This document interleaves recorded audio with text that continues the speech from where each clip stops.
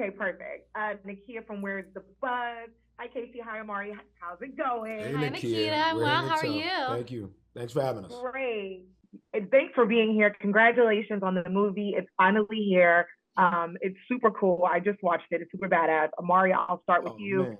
Your character I love because he's the team leader, the captain. He gets the gang all together, but he plays no game. Where did you pull inspiration for this character? Was there any other captain or any other team leader sort of say, because you played some amazing roles where the main person is the leader, but did you pull from anybody? That's a great question. I find it, Nakia, to be a great question because it forces me to think about where I pull from outside of Gene Roddenberry's incredible franchise, 60 plus years of Star Trek. And I must say that one of the easiest pulls was from another sci-fi juggernaut of weight and proportion and stature, and that being Star Wars.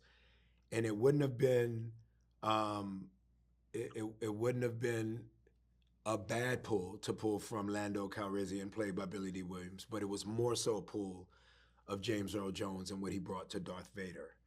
And a lot of that's a good one. And a lot of which because we, as you know, didn't get to see James Earl Jones in face.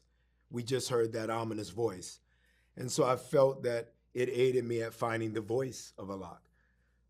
As you know, James Earl Jones has an iconic voice, but there's enough real estate and footage to my career at this point, Nakia, where if you and I walking down the mall together, you'd say, Omari, don't talk, because they'll know your voice. So one is a raspy tenor and one is a deep voice, but I found my voice and the things that Olatunde wanted me to find in voice, maybe figuratively speaking voice.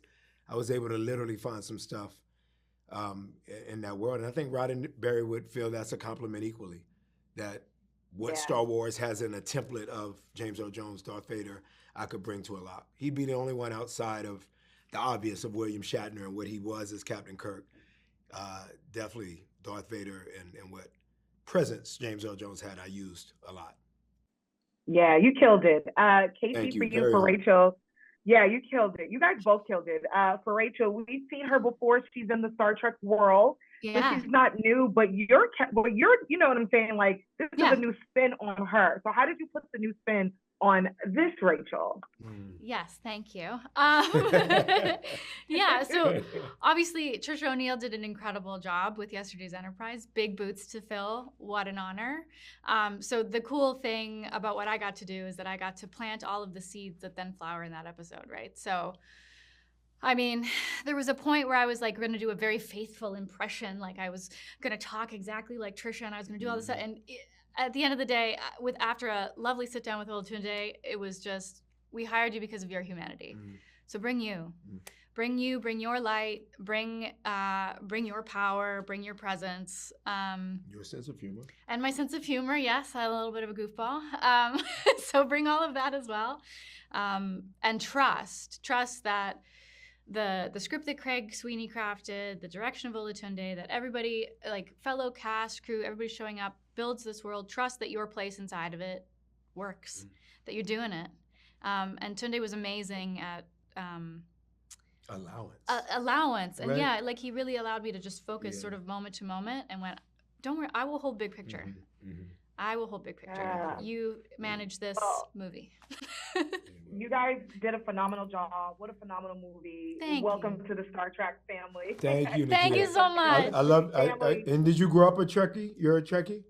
I'm a baby Trekkie. Okay. So I'm not a huge fan, but after watching this and being new to the world, I was like, okay, so now I gotta go back. Oh, I love it. Yes. That's awesome. I love that so much.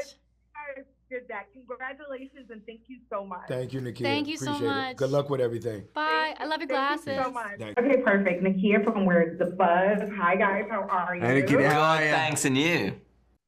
Good, thank you. Congratulations on the film. So happy that it's finally here. Rob, I will start with you. For fans and new fans and maybe older fans of Star Trek who don't know what Section 31 is, how would you describe Section 31 and who is your character inside of Section 31? Sure. Section 31 is a different kind of Trek than any one you've seen before.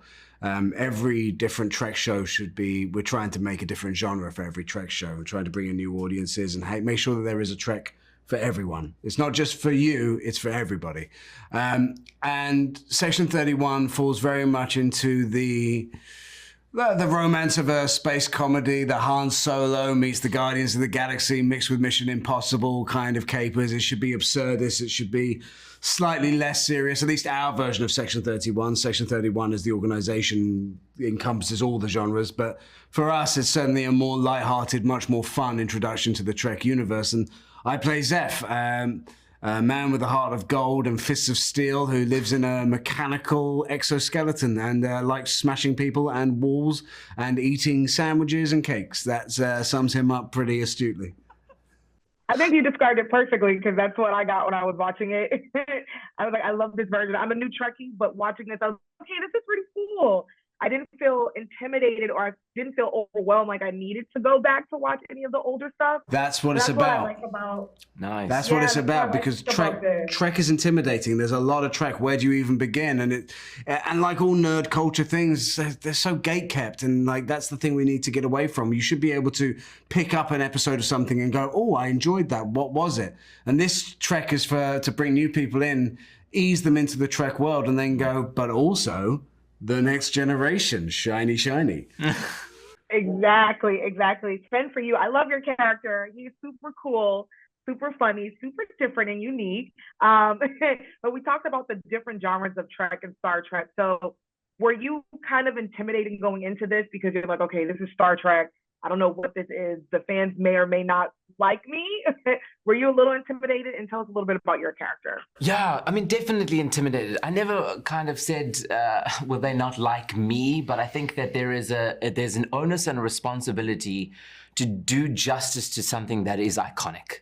So when you are approaching something this big with fans who really love it and hold it close to their hearts, there's a part of me that wants to respect that. Like, I don't want to come in here and just like completely smash, pull the curtain, from your eyes, etc. But so it was met with great fear, a little bit of a trepidation, and a lot of excitement because I had no idea really what I was stepping into. And I think that gave me a little bit of perspective. As a baby Trekkie here, I then got to explore the world through other people's eyes, whether that be Michelle Yeoh or Rob Kazinsky right here, who have such a love, such a genuine love and a joy for it, that it's infectious. And in talking about infections, I play Fuzz, who is a tiny species that known only to Section 31. It's the first time that he makes an appearance here in the Star Trek universe. And he is a microscopic, intelligent being driving a Vulcan conveyance. Small but mighty. I love it. Well said. The roles. Small but very mighty. You guys did an amazing job. Congratulations on the film. Again, I'm a baby Trekkie. I'm new to the Star Trek world, and I think you guys did a phenomenal job. So now I'm a fan. So now I think I am gonna now go back. So thank you guys. Start with so TNG. It's the next place for you to go. TNG, Next Generation. That's your next stop. That's where I'm going next. Thank you guys so much. Thank you. Ciao. Thank you. Bye.